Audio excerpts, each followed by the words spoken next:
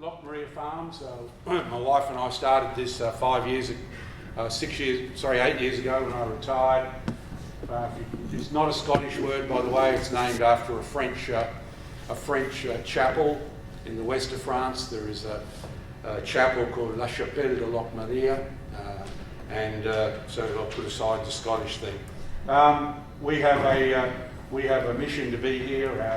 Our mission is that wife and I are setting up a long-term family business.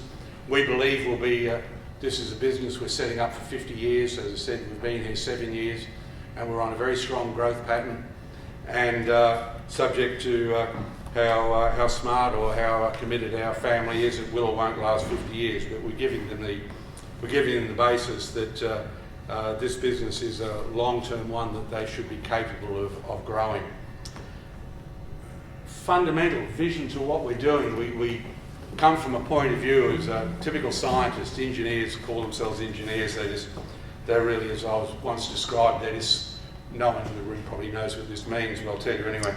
If you were born my age, you know, engineers were just scientists with slide rules. We're just scientists with calculators.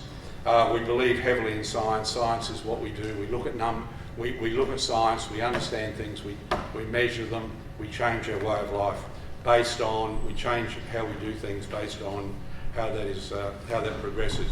So our challenge is that we challenge prevailing assumptions. We wish to do things differently.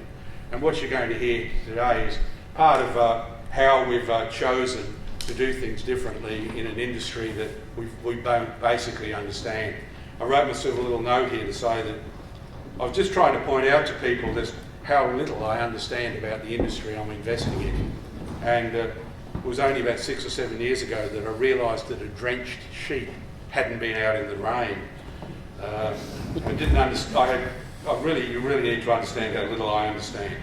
So our values are we do the right thing, and I'm going to like to talk to you about our safety values. It is the first thing that we think about when we make decisions, and it is truly our highest priority. We put an enormous amount of time into creating a safe environment, and we have been on a 5-year journey, and I thought I might just share with you today that the interesting thing about a journey is a journey doesn't start until a journey starts. Once someone decides to start a journey, you've actually got to start it. If you're going to come into and now I'm going to be rude, into an industry that, in my opinion, coming from where I've come from, completely safety unaware. When you come into an industry with my background and decide you're going to introduce a safety culture, where do you start?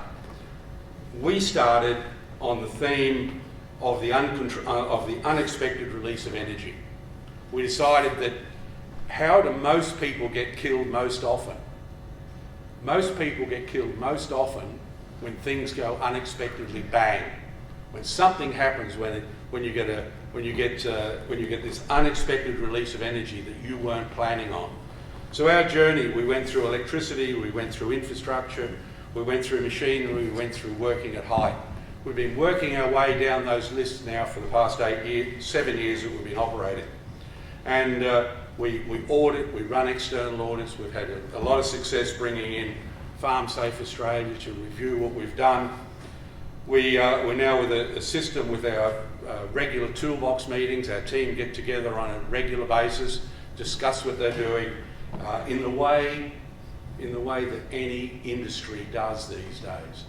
It's not normal for a team to go to work in the morning and not discuss what they're going to do. It's simply not normal.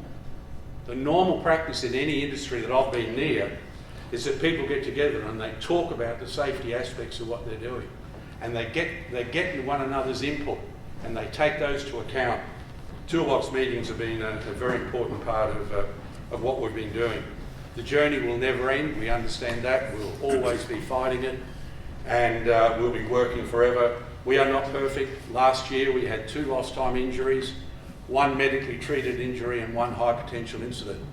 Now, for a team of 7 people, if I quoted that in the oil industry, where the normal is 1 incident per million or maximum 5 incidents per million man hours worked, And I come and talk about a team of 7 people that has made a progress to the point at which they had 2 lost time injuries, 1 medically treated injury, and a high potential incident in 1 year.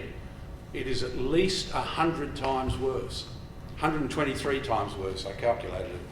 We're having 123 incidents per million man hours. And I come from an industry where 5 is considered something that you need to look at. I can't help talk about quad bikes. I abhor quad bikes. I think quad bikes are something that should be taken off the face of the earth, but that is purely my view. Everyone can have their views. We have a quad bike ban. Just a few pictures on our journey. And I hope this is shocking you. I'm here to shock you. What we've seen, what we've inherited, and what we've done. These are not normal photos that are shown in other industries. I've never been to a place where a pump shed is presented like that, and people work in it. I mean, I won't use the criminal word, but these sort of things in other industries verge on criminality. To discover an 11,000 volt transmission line 1.5 metres from a steel shed. I think that is quite interesting. And we have been building, we've been changing, we've been moving on. Just ask people, as I move off safety, just to think about what this says here. Agriculture employs 4.5% of South Australia's workforce and kills 19% of the people killed in South Australia are killed in agriculture. I decided that number perhaps wasn't shocking enough, so I was sitting around doing a few calcs. It actually means, of the 40,000 people who work in agriculture in South Australia, 40,000 people who work in agriculture in South Australia, for every 200 of them that work for 50 years, and 50 years is probably a stretched career in this day and age, 1 in 200 would be expected to be killed in their career. A person who works 50 years in South Australian agriculture, 1 in 200 can be expected to die at work. And the industry is not listening to it. You see, I see every day of my life. Everywhere I look, every day of my life, I see things like that unprotected belt. You don't have to go far to find that. And look at this beautiful pump shed. Those are the things that people walk into every day of their life. Those are the things that people, worse than that, they ask employees to go into them. So I just think it's time for the industry to shake itself and realise that this is not normal in industrial life. Farming is industrial life, and this is simply not normal, and my plea finishes there. We have a, as I said, one of our values is to leave our inheritance better than to ensure that our inheritance is in better condition. We pass it on, and we are revegetating. We have a goal to revegetate 5% of our holding every 10 years, and we're moving our way forward on that. Now, Locmaria at a glance. You've seen the map up already on the main area. There's 1,000 hectares in front of you. It's 25 kilometres east of here. We're in both South Australia and Victoria, and that north-south line down the middle is in fact the state border. We're actually on both sides. The irrigation's in Victoria, the dry land is in South Australia. We have 1,400 hectares. We have 130 hectares of pivot irrigation. We're putting in a lateral irrigator. We have 10,500 merino and first cross ewes. We've been going 5 years, building our flock at 2,000 a year, and we expect to be able to do that for the next few years. We're doing growth of over 20% per annum. We believe we can continue to do that for the next few years. For those of you who want to understand these things, we have 2 lambings. We have a single. Our early lambing starts on the 14th of June, and we have a double cycle starting on the 29th of July. I tell you that because we're in fact late lambing, and that's part of the whole philosophy of what we're doing. we're late lambing, we're trying to get higher percentages, and we recognise that we then have to treat those late lambs. We have to fatten those late lambs across the season, and those 4 little circles in Victoria are the heart of how we're fattening. We've actually got 2 businesses running here. We've got a sheep breeding operation running, and we've got a lamb finishing operation running. That is in fact a process that we have inherited, that we have brought with us in conjunction with our rotational cell grazing. The heart of what we're doing is rotational cell grazing, and more to the point, we're actually applying New Zealand grazing practices. What we're really doing, we are converting what we have from set grazing to New Zealand style rotational cell grazing. We're lambing late, and we're carrying those lambs across and finishing them in New Zealand style. I talk a lot about New Zealand. I travel there regularly, but we have a New Zealand-based consultant who visits us 5 or 6 times a year. He spends a week, 2 weeks at a time with us, and he goes right through our full practice, and he lays out the next 6, 8 or 10 weeks of work for us, or the next 3 months, and we go through. We are rolling out to rotational grazing right across what we're doing in New Zealand style. A few facts about cell grazing and how we're doing it. Our dryland areas, we fence into 70 to 100 hectares with hardwire fencing. Somewhere up there is a photo of hardwire fencing. You all know what ring lock looks like. So we fence all our the land we buy. We pull all the fences out. We pull all the infrastructure out when we start, and we start refencing, and we refence to 70 to 100 hectares on dry land, and our irrigated pivots are 25 to 30 hectares, and obviously we fence those. Those areas are all then redivided. We redivide those with 3-wire drive-over electric fencing, and we divide them into 12 equal areas. And by the way, in case you're ever needing to do it, it's quite hard to take a photo of fine wire electric fencing. So they don't come up very well on photographs, but that photo here on the top is actually 3-wire electric fencing on a fiberglass post, and we have, I don't know, 70, 80 kilometres of that out now, I would expect. But here is the heart of what it's all about, is a 3-wire fiberglass post. That's a flexible post with a particular, it's a New Zealand, it's all New Zealand technology. It's got a particular foot on it.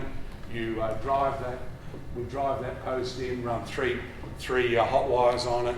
Those hot wires are all spring loaded, and we can then, by the way, I'm colourblind and I can't see red, so if I see the heads all wandering around, I'll know that I'm moving this too fast. I'm trying to, there it is, got it. We actually have these fence pushers on the front of our vehicles, and those fence pushers will drive over those fences. So we just drive across the top of the fences. That's the internal fencing on them. For those who are ready to be shocked, we run mobs of 500 to 3,000 ewes. We group and regroup our flocks together. We don't follow a lot of the old rules. We run some very large mobs. No one's allowed to ask what we lamb in. We lamb in large mobs at times, but we do try different things. We run 500 to we're currently running in mobs of 3,000. We're joining in mobs of 3,000 at the moment, and we're running those ewes on 8 hectares, and we rotate them every between 2 to 6 days. This time of the year we're rotating around about 3 days. Rotation length varies by season.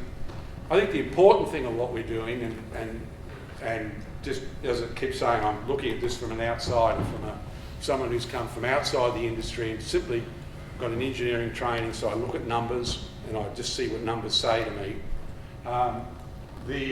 All our pastures are left ungrazed 11 months of the year. Our pastures are only eaten 1 month a year.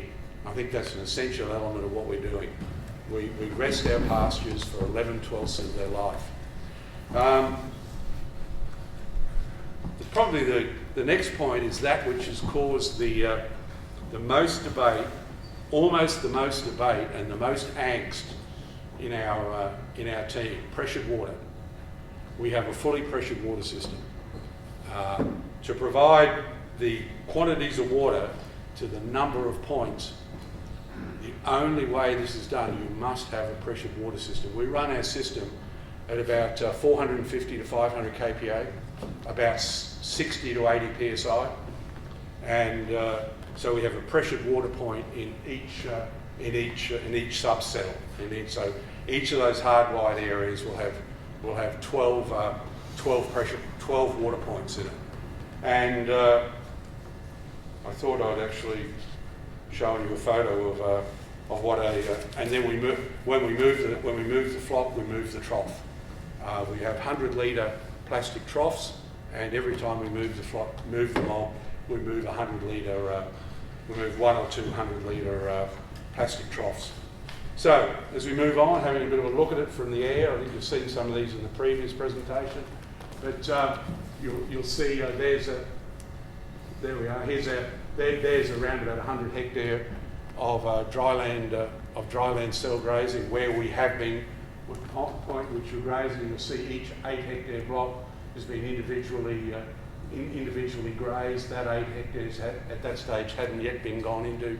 So you'll see this checker pattern all over it, and it's like that we actually can control how they're eating. This is a cell moving. When we open the gates between the cells, move them every 2 to 5 days.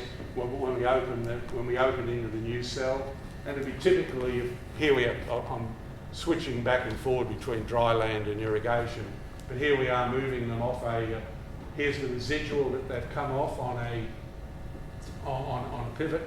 They've eaten that down. Someone will give me the number, but they've eaten that down around about 800 to 1,000 kilos. And here is the cell. There will be the electric wire, and here will be the next door cell that they'll be going into at 2,500 or 3,000. And we'll put a mob of 500 or 800 or ewes and lambs. Sometimes we have up to 1,300 on the 2.5 hectares, and we'll leave them there 2 to 3 days, and then they'll let us know when they're ready to move, and that's what it will look like when they move. Seeing that pattern quite clearly on the pivots. For those who are watching this is our 4 Victorian pivots, or 4 of our 5 Victorian pivots. You can see quite clearly the grazing patterns as we move around. I said all the pivots were divided into 12. Well, they're divided into 3 circles. 2 cells in the inner circle, 4 cells in the mid circle, and 6 cells in the outer circle. You won't see it there, but the pivots are set up to walk over those fences. They just go straight over the top of them. They push them down. They come up behind them. That's what we're doing. How do I look at this? And the other thing people say about engineers is that they're scientists who think things simply. I always like to try and, when I'm trying to nut out an issue, I always try and get around what is the essential element? What's the nuts of this? What's the really gritty stuff that's happening in this industry? What have I bought into? How do I get really to the bottom of the heart of what we're doing? And by the way, those points 1, 2, and 3, a little bit embarrassing, but it probably took me about 2 to 3 years to nut out those 3 things. When you look at this incredibly complex industry, how do you bring it down to just a couple of points? So well, what is the value chain here? Well, you take nutrients, sunlight, and water to grow grass. Now, if I went around this room and said, what's the most important thing we think of here? What do we worry about every year? And everyone worries about rainfall. Yeah, and I worried about rainfall until I went to the Absolute pub one night. And I walked in there, and there's a unnamed person I bumped into in the Absolute pub, by the way, Mike, who's not here tonight. And he said, oh, rainfall's easy. I said, what's rainfall easy? Everyone tells me rainfall's hard. It does this, it gives you dry droughts, it gives you wet droughts, it gives you green droughts, it does all this stuff that you don't know about. How do you handle this? He said, oh, it's easy. I've been here 40 years. He said, we all worry about when the break comes. You then get a foot of rain in June to August, then you worry about spring. And I thought, oh, that's pretty easy. That's all I've got to do is worry about when the break comes. You get a guarantee in this area, you get a guaranteed foot of rain in June, July, August and early September, and then you worry about what spring's going to look like. One way of looking at life. But, you know, I can't do anything about rainfall. Rainfall is, it comes, it goes, what's it do, how does it bite, well, I don't know. But certainly, nutrients, sunlight and water to grow grass is, to me, is part of our value chain. We then take that grass and we eat it, pretty simple, animals eat it, and then they convert it into meat and wool for us. To me, they were the three elements that I decided I was going to try and look at, and then if they're the three elements, what do I do about it? Well, clearly I need to start looking at how I can improve each and every one of those lines. So, grow more grass. Pretty simple statement, pretty hard to achieve. And the point I was making before, I can't do anything about water. I can't do anything about rain. It comes, it goes, it doesn't come. We get our dry times, we get our wet times. But there are certain things I can do about grass.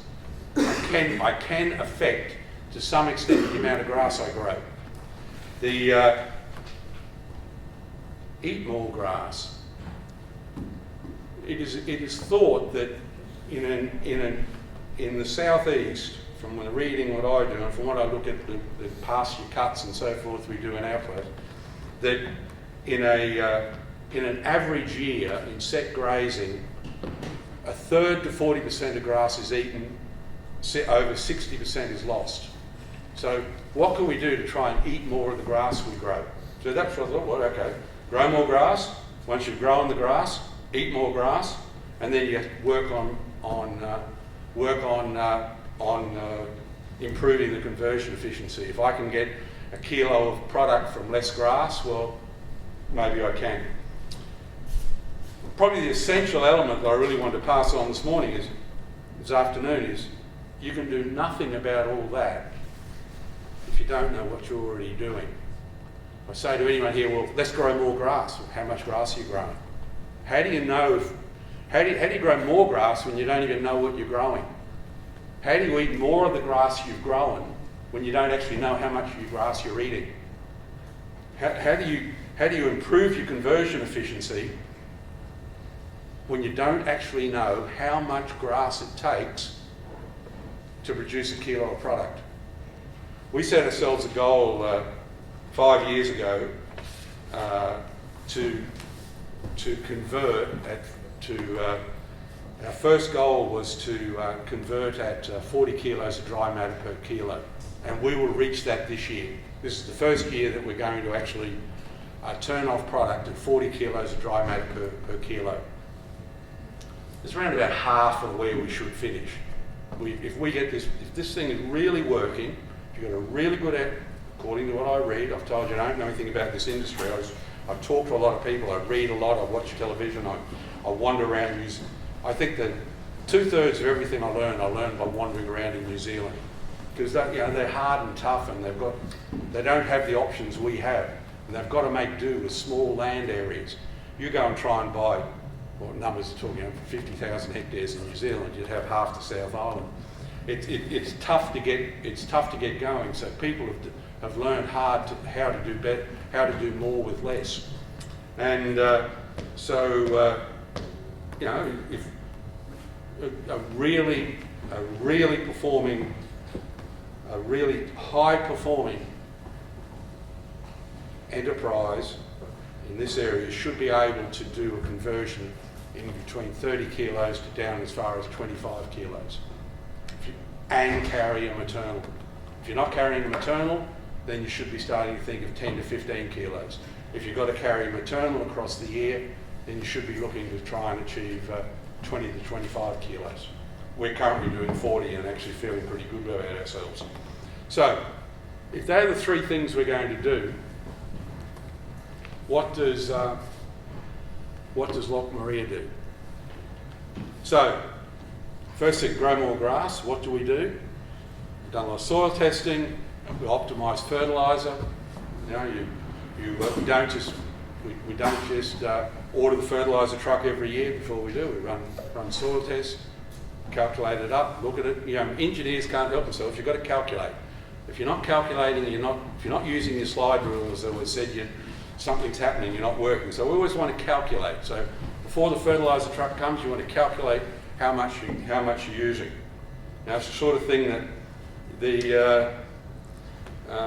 just might interest you all to know that every time a bee double of lambs leaves, I just did a calculation the other day. I just like calculating stuff. I was watching a few months ago. I was watching a bee double of 720 lambs leave. I thought, I wonder what that's carrying out. 2.5 tonnes of super. Yes, every time a bee double leaves, it takes out 2.5 tonnes of super. How many bee doubles left last year? How many tonnes of super did I put in last year?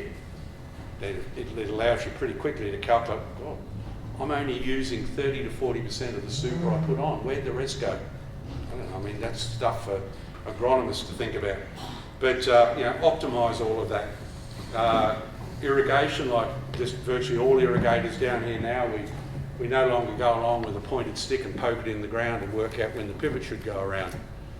When I found a pointed stick, and I said, what's that? And I said, oh, that's how you know when to irrigate. You walk around with this pointed stick, you push it in the ground. If it feels right, you run the pivot around. Well, there's one way of measuring, but anyway, modern measurement, measure soil moisture and optimise irrigation. We're getting about, by first year of soil moisture monitoring, I'd say we're getting around about 30% more growth on our pivots. Always improving, we've got to always look at pastures. And here's a little bit of a message. I find it very hard to think that people would go to the problems of improving and planting new pastures and not put in the very best seed quality they can buy. There's a number of people who I just hear, they buy seed based on dollars per kilo. Well, surely we're looking here for longevity. We're looking for 30-year futures or 15-year pastures or 8-year pastures, whatever it is.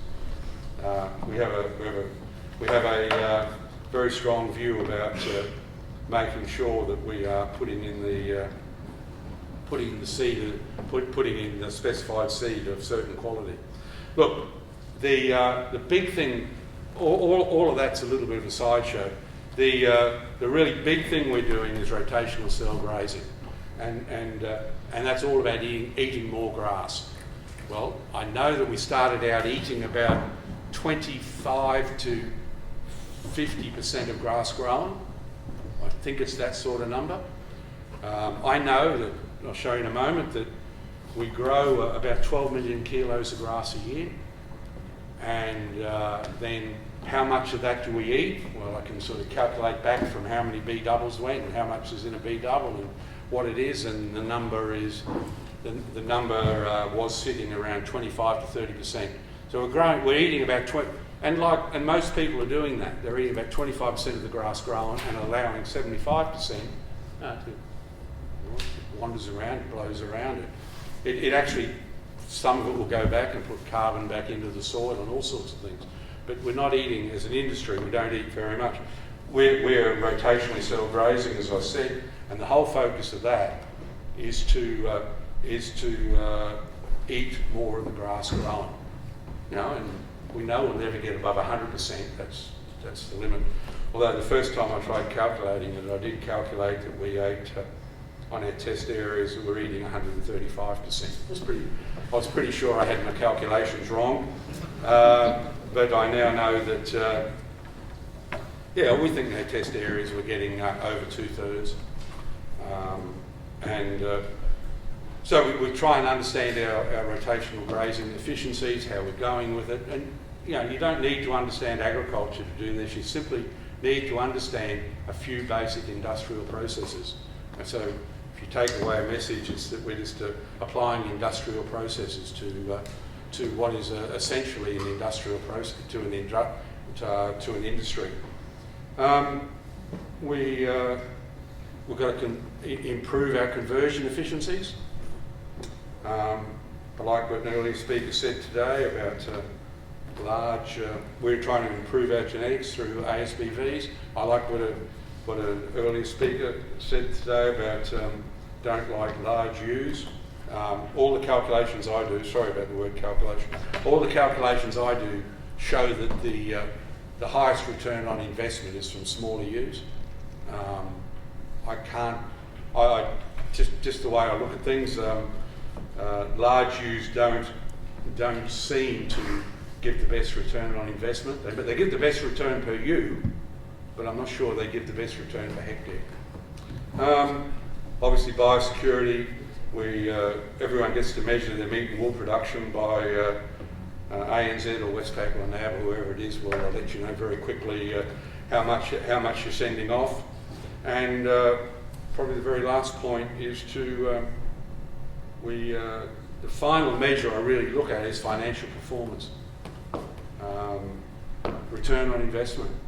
My whole raison d'etre, the whole reason we're here is to have a vibrant and growing business, and the only way to have a vibrant and growing business without a depleting bank account is to have a performing business. And a business that performs is a business that can grow, and it's all about return per hectare. We focus much more on return per hectare than return per U, return per animal. To me, it's all about how the hectares are going. We've used satellites from space, and I prepared all this before I heard from Cibo Labs and Phil's presentation, but been using satellite data for the last 3 or 4 years before Pasture from space shut down.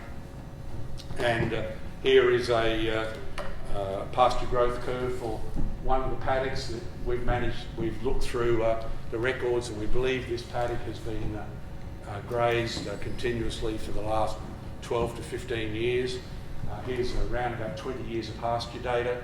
We've gone back through the pastures from space data, looked at it, pulled it apart, created what we would call a P5, a P50, a P95 year. That's a year that a P5 year is a year that you only have a 5% chance of getting less growth. P50, the average year, the median year, what has happened in the average of the last 20 years, and the average of the last 20 years. And here is the best year in the last 20 years. I think it's 2011, and those who have been here longer than me would probably see that as 2011, I think. So we looked at, this is when we started off, we want to know, well, if grass is the basis, if grass is what we're doing, the one thing we can't really change is the amount of grass we're given. Okay, how much grass are we given? Well, that's how much grass we've been given over the last 20 years to deal with.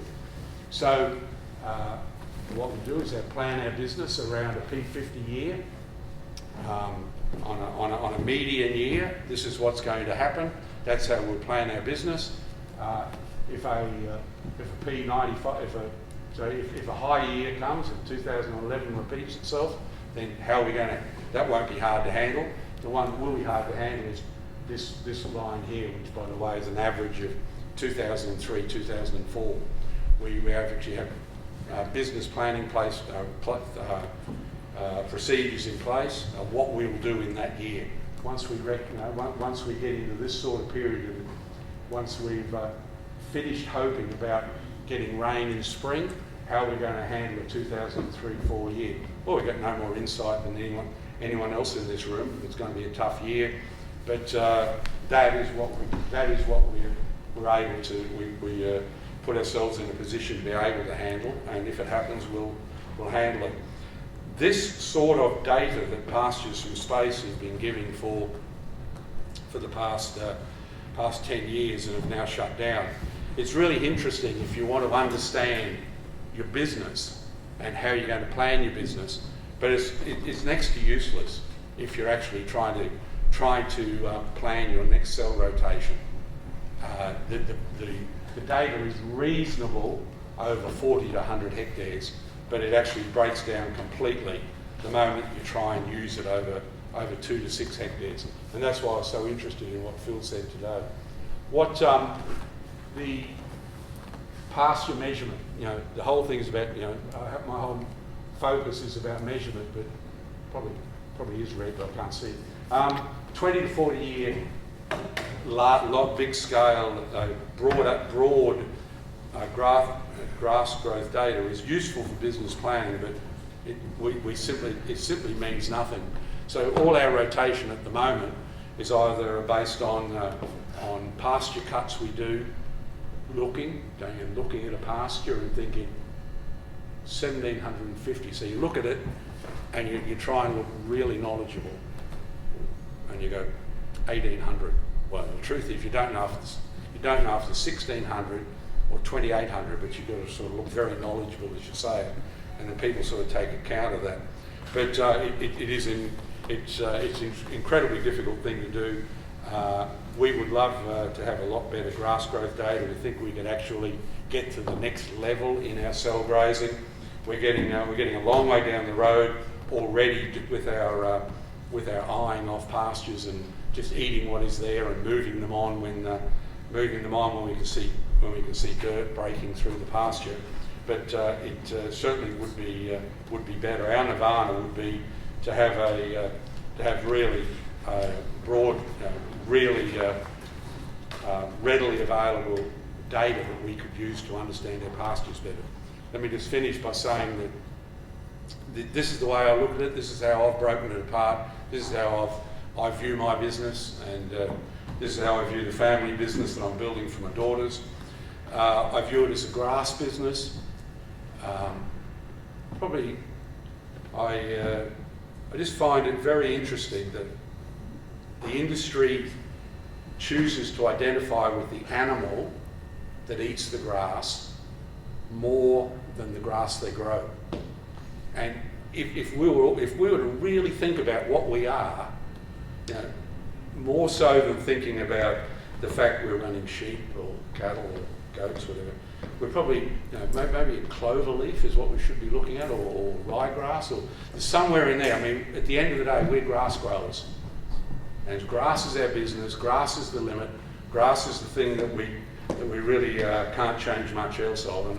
And once you start, that's my journey, has been from looking at it from grass up, taking it from, this is how much grass I've got now, what can I do with that grass? How can I limit the waste of that grass? Once I've eaten that grass, how can I ensure I get the maximum output from it? That's really all I was going to say, and for our sins, I do have the great joy of playing with a small vineyard, which came along with all that. A lot of fun, and thank you.